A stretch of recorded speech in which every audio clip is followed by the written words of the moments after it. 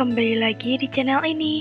Kali ini aku mau membahas dunia pribadi dari tokoh Kurt Lewin.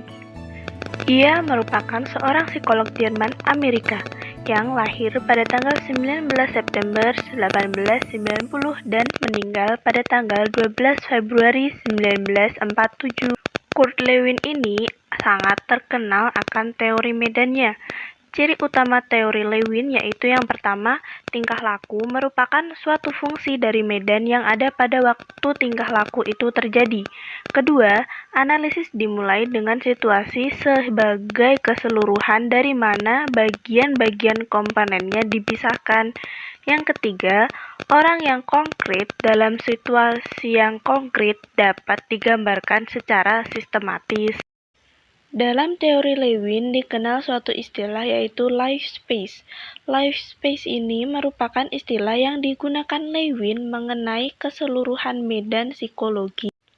Medan psikologis terdiri atas individu dengan lingkungannya, namun hanya lingkungan yang memiliki nilai positif saja yang akan diterima oleh individu tersebut. Secara psikologis, lingkungan yaitu lingkungan yang dapat ditangkap oleh individu yang berhubungan dengan kebutuhan, tujuan, atau maksud-maksud tertentu lainnya.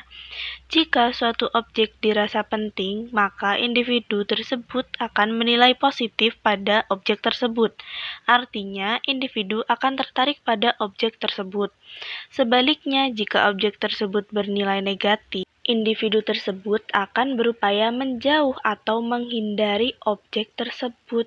Lewin menggambarkan konsep struktural kepribadian melalui lingkaran elips, antara lain ruang hidup. Ruang hidup mencakup semua kemungkinan fakta yang menentukan tingkah laku individu.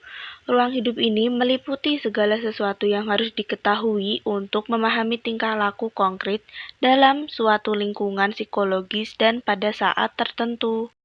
Lingkungan psikologis.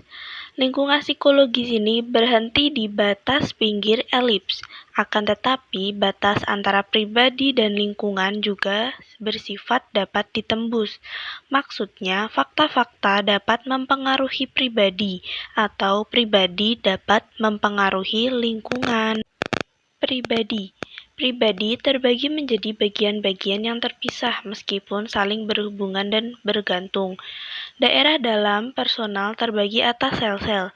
Sel-sel di daerah konseptual motor disebut sel-sel perifera. Sel-sel dalam pusat lingkaran disebut sel-sel sentral.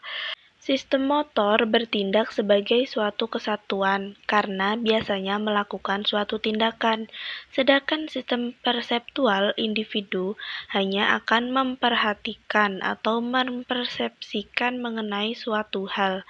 Bagian-bagian tersebut mengadakan komunikasi dan tidak bisa berdiri sendiri. Selanjutnya kita akan membahas dinamika kepribadian.